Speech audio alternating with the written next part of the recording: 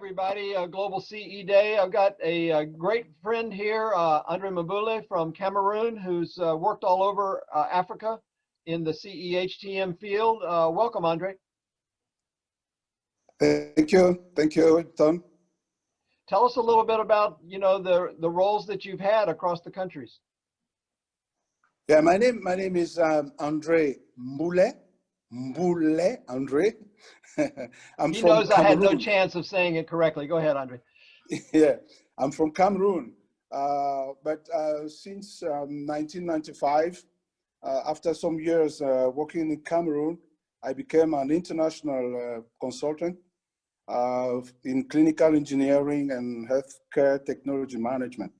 So I've been working most of the time implementing maintenance systems in my country, maintenance units, maintenance departments. When I get into the international level, I was also involved in medical devices procurement and health technology policy in many African countries, English-speaking and French-speaking countries. So, hey, and we can add Portuguese because I know you were working in Mozambique there as well. So when you've done your international roles, talk a little bit about, like you said, you've been doing HTM and HTM training. I understand you've also worked at the policy level. Yeah, in implementing healthcare technology policy and also the strategic plans in countries like Rwanda, Guinea, and even in Benin, when I had to make to conduct some assessment, some policy assessment at national level. Yes, that was also other opportunities. Yeah, in this in my international assignments. By the way, you're doing some good solutioning at the moment. I understand you're in a power outage, so we appreciate you still being able to join us and with the flashlight you have going on. And also pretty cool shirt that you're wearing, you were saying, from Côte d'Ivoire. So that's nice. What have you seen, what's the best of clinical engineering across the African countries where you worked, and maybe what's the, the area that needs the most improvement? Yeah, but before I talk about that, let me also maybe recall that I've been a member of the WHO Technical Advisory Group on Health Technology, yeah, between 2009 and 2011. Cool. And I even got some, I even got involved in forming the 13 working groups from which we had the guides, the WHO guides, yeah, on health technology.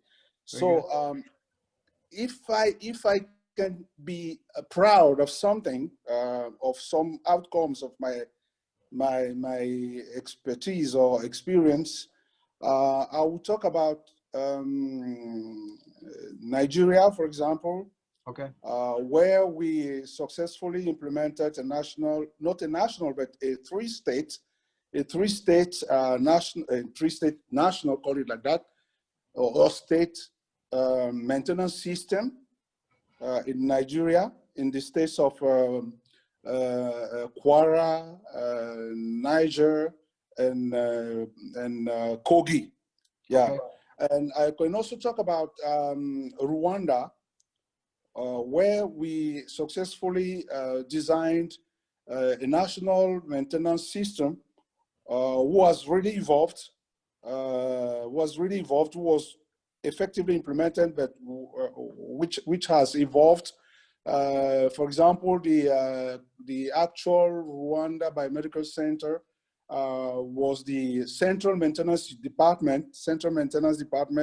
We created, or we contributed in the creation in 1997. So these are some of the, call it what, the highlights or the really appreciative inputs that we made during our assignments. Sure.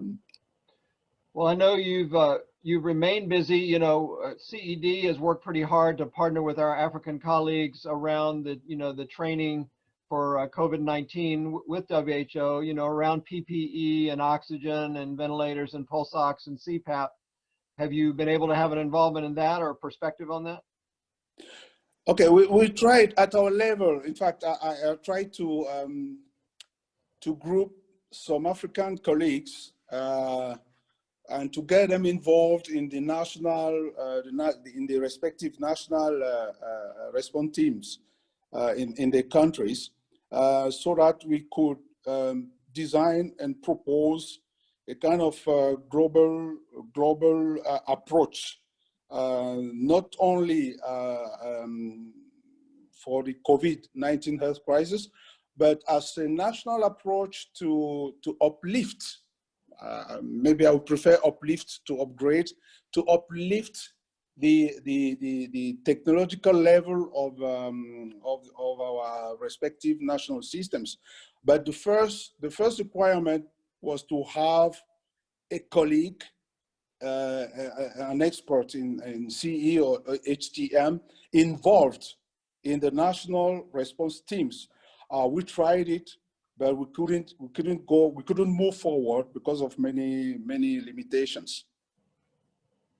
Well, you know, CED is, you know, working with your colleague and mine, Ashnafi Hussein there, Ethiopia, and the Working Group on Africa Activities from IFMBE. And I know they're working with 16, 17 countries, if not more. And so are you. You're a part of that.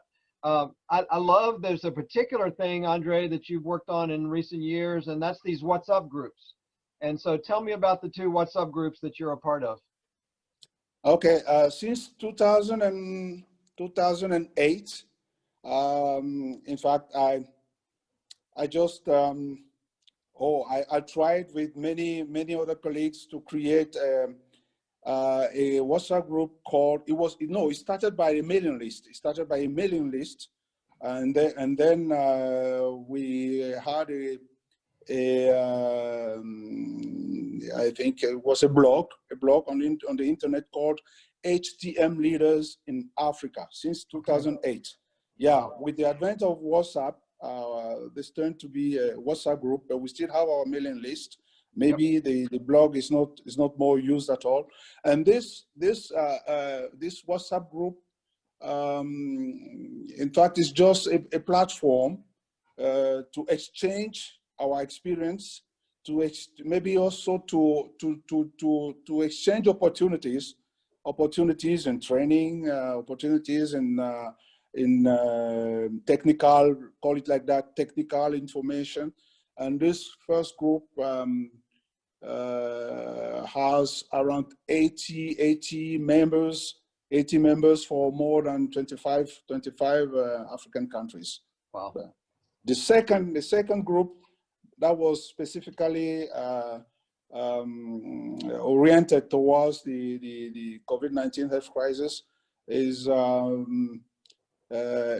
group with 25, almost 25 or 30 members from 17 countries. This is what we've been trying, just to see how we can maybe have a kind of common approach on some HTM issues. And I know you're probably connected to people like Roland Lele and Benin, as well as Ashnafi, and you know, many, particularly also in the country, the French-speaking countries. But I know you do multiple languages. So what would be your advice to your colleagues in Africa and around the world about clinical engineering and HTM today? In fact, I'm always talking about what we could call as an African agenda, or an agenda for Africa. Yep. HTM or CHCM agenda for Africa. And for many years, I've been stimulating the creation of national professional associations. Yep. And many of the associations that already exist in Africa now have been created. I can say through my little or my modest stimulation, because we created the first in Cameroon, the first association in 1991. So, and we made a kind of inventory. We had a kind of inventory in 2015 when we met in South Africa, in Johannesburg, South Africa. Yep, I remember. Invited by PHET. Yep. So yeah, the first, in fact, the first recommendation is to create national professional associations, but this included in a kind of agenda for Africa. Yep. And the second is how to build human capacity, how to build a human capacity in our area of activities.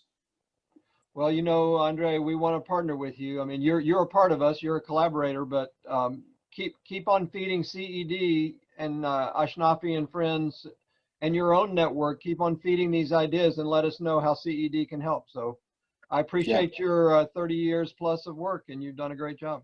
Thank you so much. Thank you, Tom. And I hope your battery doesn't run out there, brother.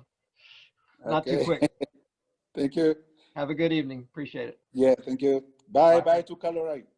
Bye for now.